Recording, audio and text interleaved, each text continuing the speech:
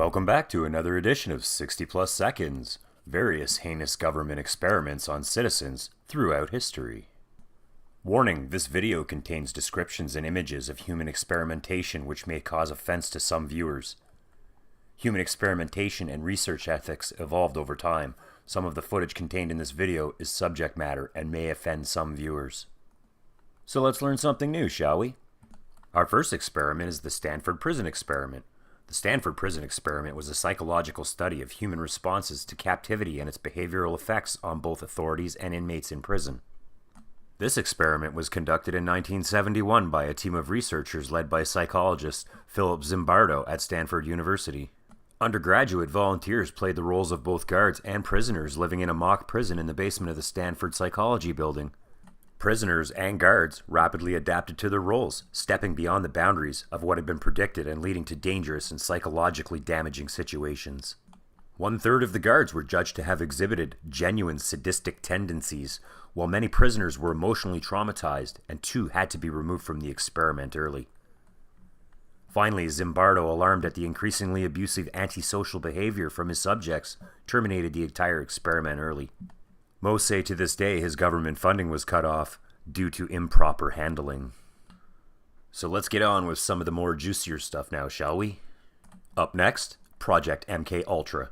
This was the code name for a CIA mind control research program. With the subject just before LSD is to be administered. My husband is an employee here at the VA, and he told me that they were looking for normal people, and I volunteered. Material.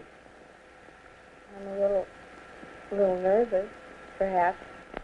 Run by the Office of Scientific Intelligence, there is much published evidence that the project involved the use of many types of drugs, as well as other methodologies to manipulate individual mental states and to alter brain functions. Experiments included administering LSD to CIA employees, military personnel, doctors, other government agents, prostitutes, mentally ill patients, and members of the general public. Well, tell me. Well, I just couldn't. I couldn't possibly tell you. It's here. Can't you feel it? This whole room. This everything is in color and in order to study their reactions. LSD and other drugs were usually administered without the subject's knowledge and informed consent, a violation of the Nuremberg Code that the U.S. agreed to follow after World War II. The government's efforts to recruit subjects were often very illegal, even discounting the fact that drugs were being administered through actual use of LSD, for example, was legal in the United States until October 6, 1966. In 1973, CIA Director Richard Helms ordered all MKUltra files destroyed. Pursuant to this order, most CIA documents regarding this project were actually destroyed, making a full investigation of MKUltra virtually impossible.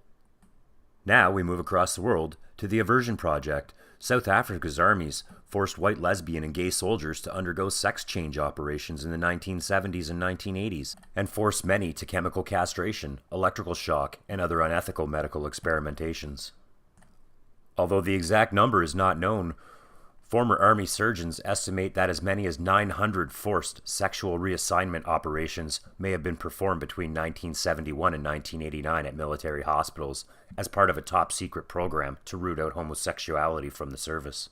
Although several cases of lesbian soldiers abused to have been documented so far, including one botched sex change operation, most of the victims appear to have been young, 16 to 24 years old, white males, drafted into the apartheid army. Next up, we have the North Korean experimentation. There have been many reports of North Korea human experimentations. These reports show human right abuses similar to those of Nazi and Japanese human experimentations in World War II. These allegations of human right abuses are denied by the North Korean government, of course, who claim that all prisoners in North Korea are humanely treated. One former North Korean woman prisoner tells how 50 healthy women prisoners were selected and given poisoned cabbage leaves, which all women had to eat despite cries of distress from those who had already eaten. All 50 were dead after 20 minutes of vomiting blood and anal bleeding. Wow, that kind of sounds like a Maple Leafs fan's symptom in April, doesn't it? Anyways, refusing to eat would have meant reprisal against them and their families. Kwon Hyok, a former prisoner, head of security at Camp 22, described laboratories equipped respectively for poison gas, suffocation gas, and blood experiments, in which 3 or 4 people, normally a family, are the experimental subjects. Our next scandal is poison laboratories of the Soviet Union. The poison laboratories of the Soviet Secret Services, also known as Laboratory 1, Laboratory 12, and the Chamber, was a covert poison research and development facility of the Soviet secret police agencies. The Soviets tested a number of deadly poisons on prisoners from the Gulag, enemies of the people, including mustard gas, ricin, digitoxin, and many others. The goal of the experiments was to find tasteless, odorless chemicals that could not be detected post-mortem. Candidate poisons were given to the victims with a meal or a drink as medication. Finally, a preparation with the desired properties called C2 was developed. According to witness testimonies, the victim changed physically, became shorter, weakened quickly, became calm and silent, and died within 15 minutes. And that's a wrap for this edition of 60 Plus Seconds. I hope you enjoyed the video, and I look forward to seeing you again in the next episodes. If you have any comments, questions, or video requests, leave them in the comments section below. Oh, and don't forget to subscribe if you've yet to do so. Thanks again, and have a nice day.